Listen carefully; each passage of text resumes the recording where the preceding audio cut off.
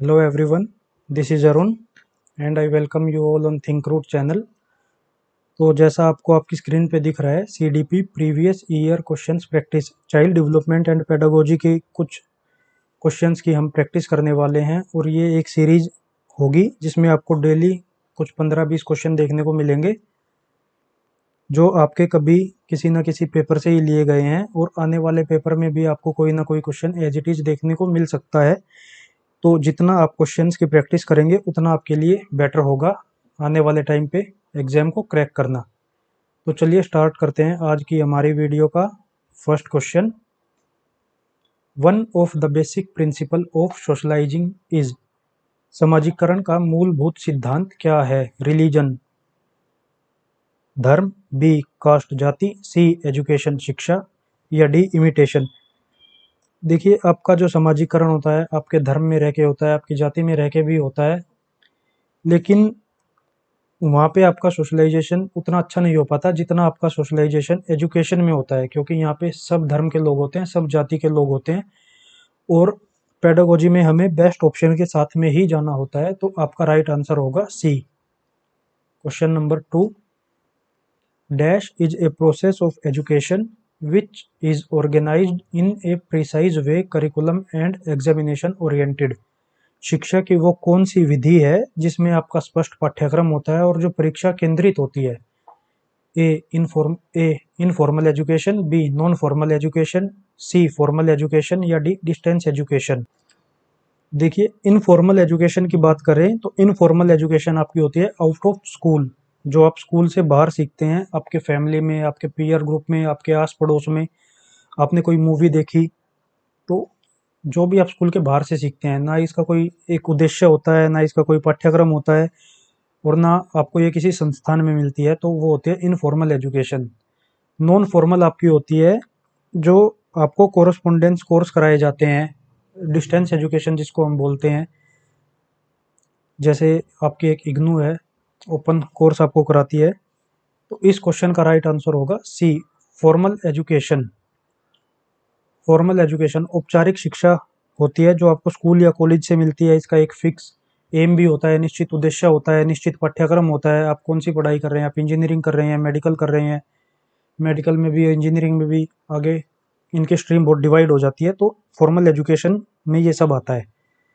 Question number 3, the idea of bipolar process was developed by, द्विध्रुवीय प्रक्रिया का विचार किसने विकसित किया था?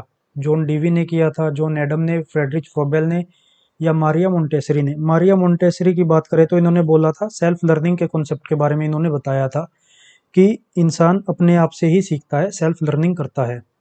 फ्रेडरिच फ्रोबेल ने बात की थी प्लेवे मेथड की, जॉन एडम ने बात की थी बाइपोलर की। तो इस क्वेश्चन का राइट आंसर होगा हमारा बी जॉन एडम। दो पोल इन्होंने बताए थे जिसमें एक शिक्षार्थी होता है, एक शिक्षक होता है, एक सीखने वाला, एक सिखाने वाला। जॉन डीवी ने बात की थी ट्राइपोलर की, इन्होंने शिक्षक शिक्षार्थी के साथ में करिकुलम आपके पाठ्यक्रम को भी जोड़ा था। तो ट्राइपोलर की बात आई तो जॉन डीवी, बाइपोलर की बात आई तो जॉन एडम। इसमें कंफ्यूज नहीं होना है। Question number 4, one of the following statement is true regarding informal education. Informal education अनौपचारिक शिक्षा के बारे में इनमें से कौन सा कथन सच है, यह सत्य है? It has a fixed aim, इसका एक निश्चित उद्देश्य होता है। नहीं, ये तो फॉर्मल एजुकेशन का होता है। Involves in an organised institution, किसी संगठित संस्थान में ली जाती है। नहीं, इसके लिए किसी भी संस्थान की जरूरत नहीं होती, आप इसको कहीं भी सीखते हैं, आउट ऑफ स्कूल ही सीखते हैं, किसी भी संस्थान के बाहर से ही सीखते हैं। It has a fixed method of teaching, इसका इसके शिक्षण की कोई निश्चित विधि होती है, ऐसा भी नहीं है। तो राइट आंसर होगा आपका D, it provide unconscious learning, ये अचेतन रूप से भी सीखी जा सकती है इनफॉर्मल एजुकेशन, क्योंकि वही तो हुई जो आपने स्कूल से बाहर से सीखा,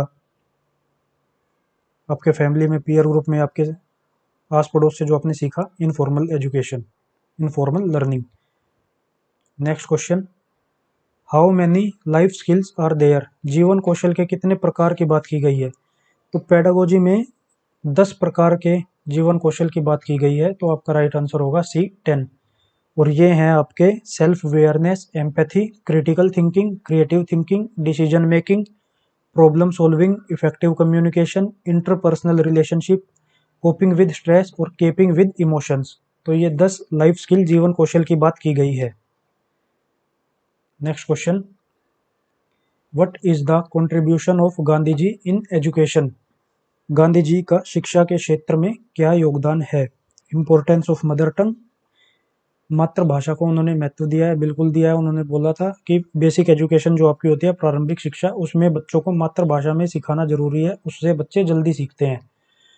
तो इंपॉर्टेंस विद मदर टंग भी हो गया, बेसिक एजुकेशन आपकी प्रारंभिक शिक्षा हो गई। सी आपका एजुकेशन विद लेबर, श्रम के साथ शिक्षा, इसकी भी बात महात्मा गांधी जी ने की थी, क्योंकि उन्होंने स्किल ट्रेनिंग पे भी बात की थी, जो आपको आपकी लिवलीहुड आजीविका चलाने के लिए काम आएगी। तो इस क्वेश्चन का राइट आंसर होगा ऑल ऑफ द अबोव। ये सभी बातें सही हैं, ये सब योगदान गांधी जी ने शिक्षा में दिए थे। Question number 7, which of the following is not related to school education according to national education policy? इनमें से कौन सी राष्ट्रीय शिक्षा नीति के अनुसार स्कूल की शिक्षा से संबंधित नहीं है? ऑपरेशन ब्लैक बोर्ड की बात करें तो आपकी नेशनल एजुकेशन पॉलिसी आई थी 1986 में, और ऑपरेशन ब्लैक बोर्ड आपका लगा दिया गया था इस पॉलिसी आने के एक साल बाद, यानी 1987 में।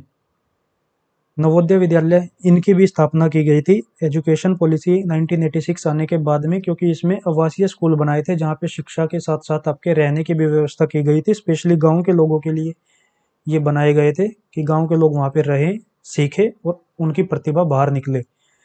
मिनिमम लर्निंग लेवल, सीखने का न्यूनतम स्तर, इसकी बात भी नेशनल एजुकेशन पॉलिसी 1986 में की गई है, लेकिन अडल्ट एजुकेशन प्रोग्राम के बारे में नहीं कहा गया है, जो आपकी स्कूल शिक्षा से संबंधित है। तो ये आपका अडल्ट एजुकेशन प्रोग्राम आपकी स्कूल की शिक्षा से संबंधित नहीं है, तो राइट आंसर होगा आपका D.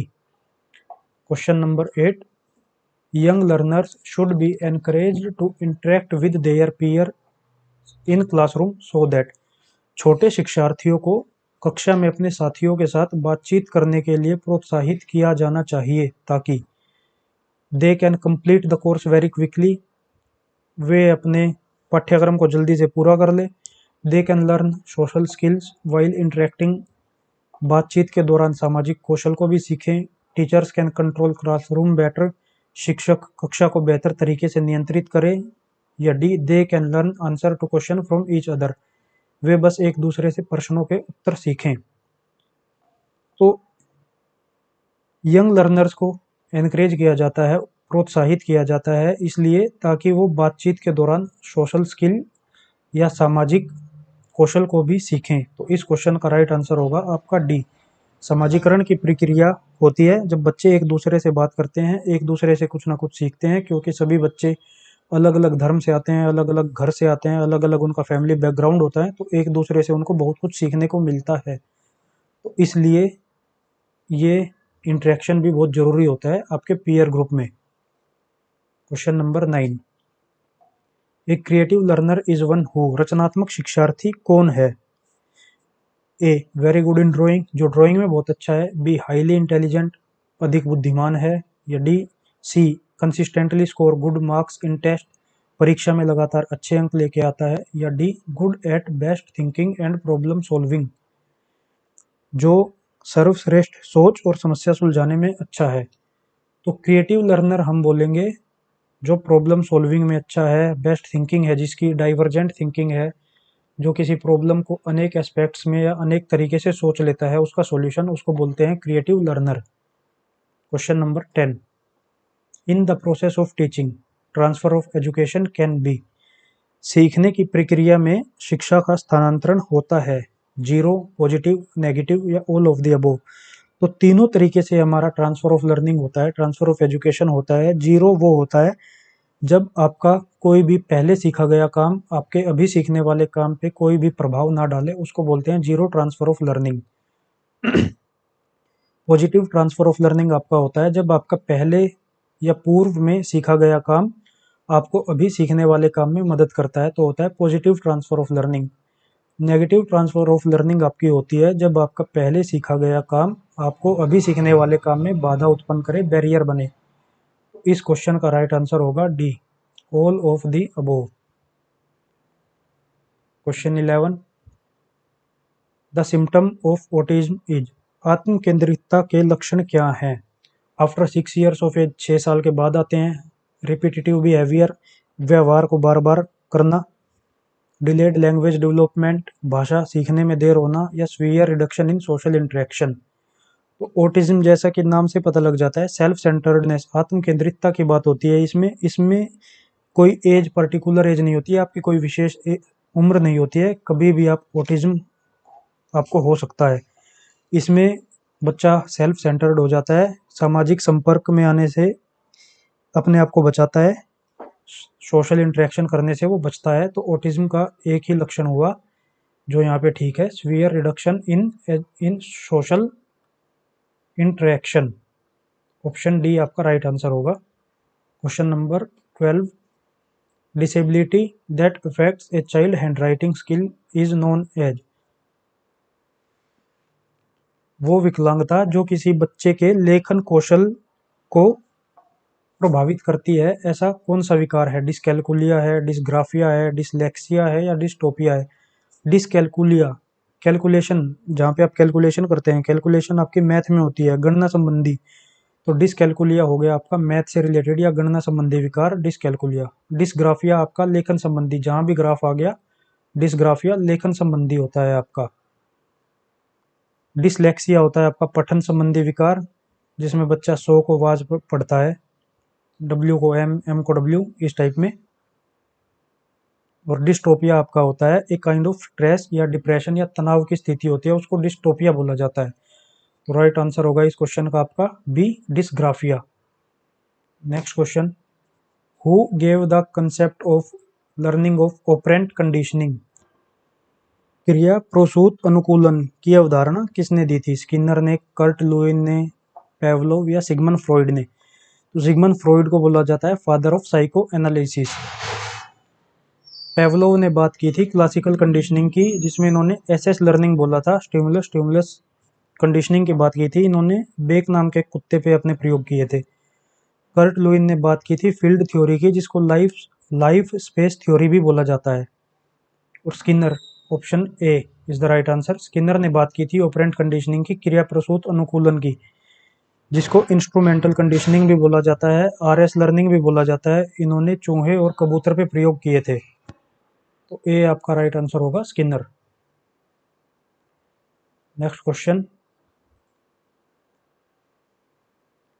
Innovative method of teaching in which student can learn by its own pace of learning. सीखने की वो कौन सी विधि है जिसमें छात्र अपने आप सीख लेता है या अपनी गति से सीखता है? इंडक्टिव मेथड होता है आपका एग्जाम्पल टू रूल, जिसमें आपको पहले उदाहरण दिया जाता है फिर नियम बताया जाता है। डिडक्टिव होता है आपका इंडक्टिव का बिल्कुल उल्टा, रूल टू एग्जाम्पल इसमें जाते हैं, पहले आपको नियम बताया जाएगा, उसके बाद आपको उदाहरण दिया जाएगा। सी, प्रोग्राम इंस्ट्रक्शंस।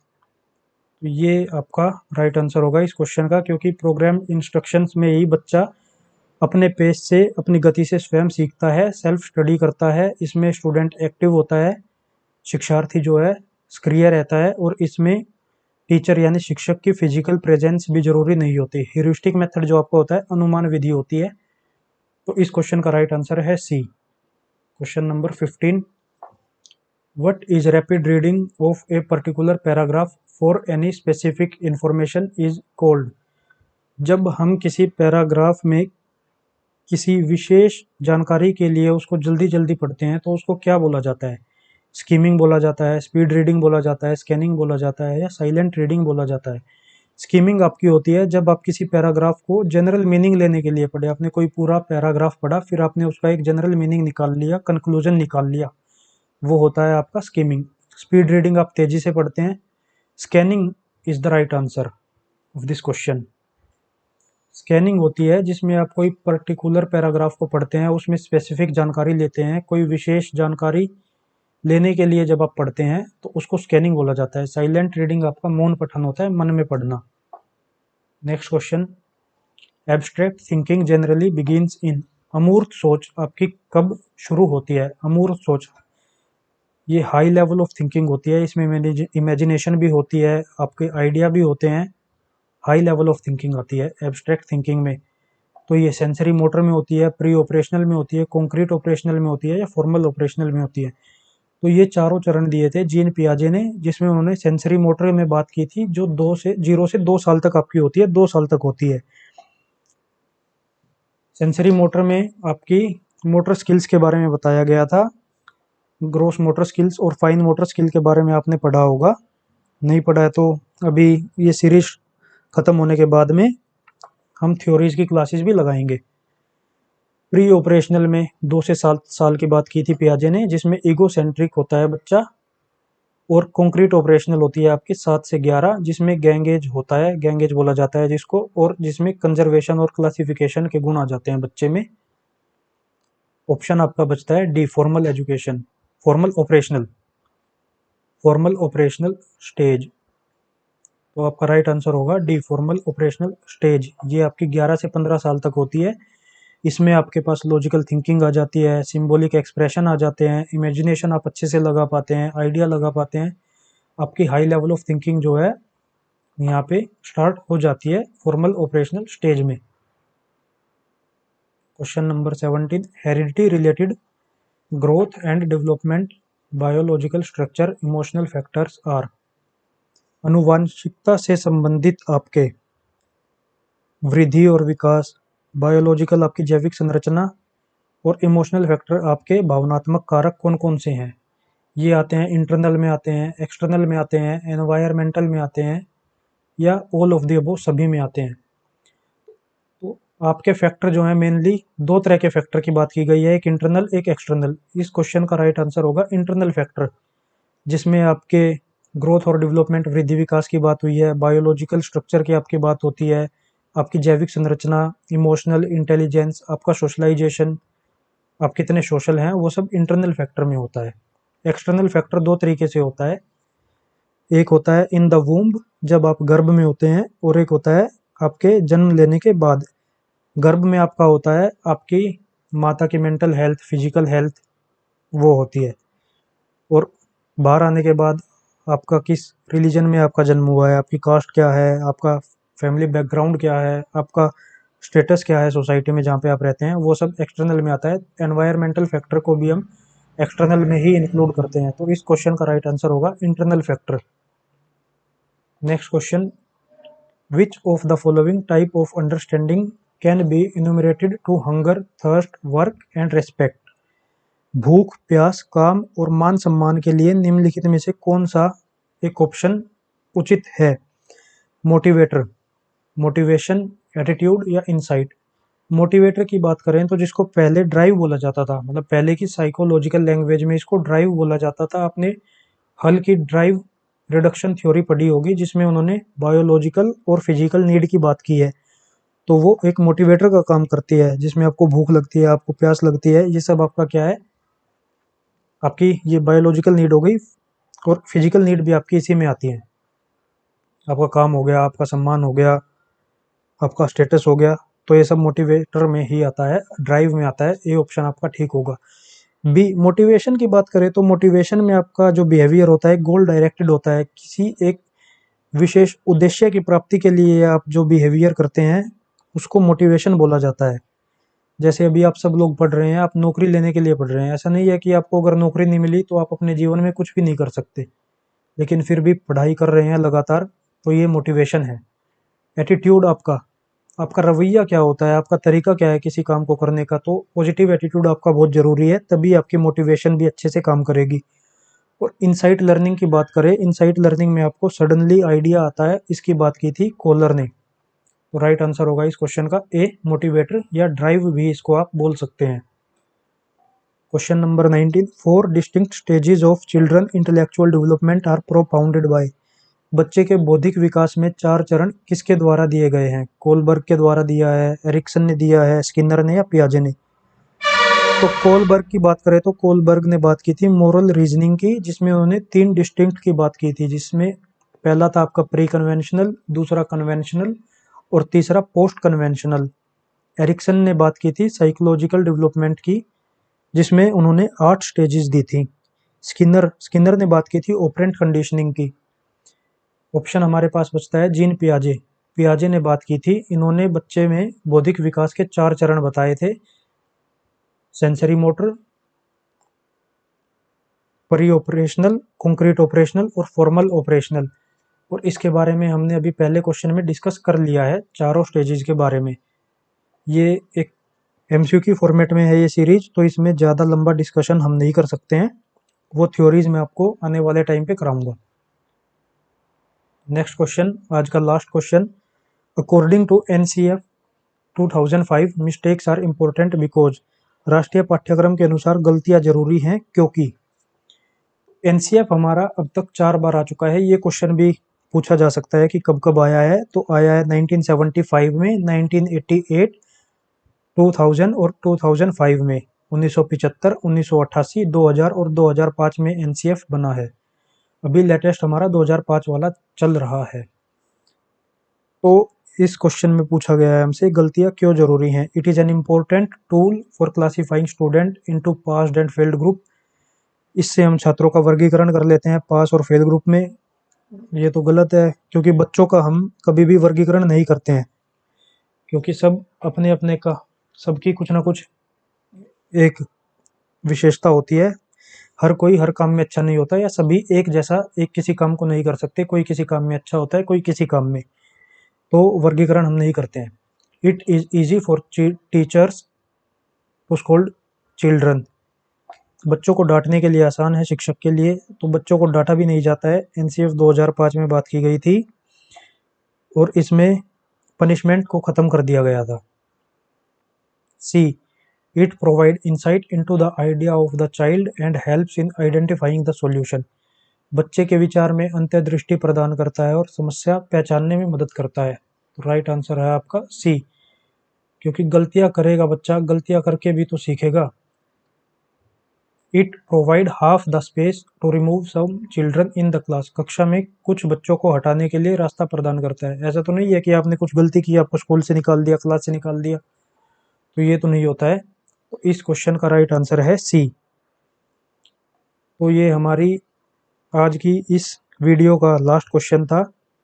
आप चाहे तो हमें इंस्टाग्राम और टेलीग्राम पे फॉलो कर सकते हैं। टेलीग्राम चैनल का लिंक आपको दिया गया है, आप थिंक रूट सर्च कीजिए, वहाँ पे आपको इन क्वेश्चंस की पीडीएफ मिलती रहेगी। और जो थ्योरी में आगे कराऊंगा वो सब पीडीएफ और जो भी स्टडी मटेरियल आपको मिलता होगा वो टेलीग्राम चैनल पे आपके साथ शेयर किया जाएगा, जो आपको हर तरीके से हेल्प करेगा। चाहे आप DSSB का एग्जाम दे रहे हो, यूपी टेट दे रहे हो, सीटेट दे रहे हो। तो आज की वीडियो में इतना ही। ये सीरीज लगातार आएगी, इसमें डेली कुछ क्वेश्चंस आपको देखने को मिलेंगे, 15-20 क्वेश्चंस हम डेली लेके आएंगे। तो टेलीग्राम चैनल पे बने रहिए, वहाँ पे मैं ज़्यादा जानकारी आप लोगों के साथ शेयर कर लूँगा। तो ठीक है, चलिए, गुड बाय, और पढ़ाई करते रहिए जब तक आप अपने लक्ष्य तक नहीं पहुँच जाते। All the best, thank you and bye bye.